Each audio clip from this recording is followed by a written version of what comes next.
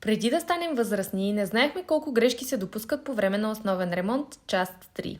Толкова пъти променях проекта за кухнята, че в суматохата направихме грешката да сложим контакти точно над котлона, които трябваше да са ето тук встрани.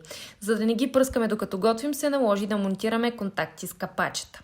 Освен това, не се усетихме, че прозорците на остъклената тераса ще станат доста високи и широки, а терасата е прекалено тясна, за да се отварят изцяло.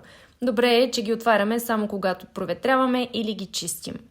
Трето, поръчахме си по-скъпи комарници с идеята, че котката ни няма да може да ги отваря с бутане, но не ги бяхме виждали предварително и като ги монтираха, осъзнахме, че тя с лекота може да се промуши отдолу и да излезе на терасата.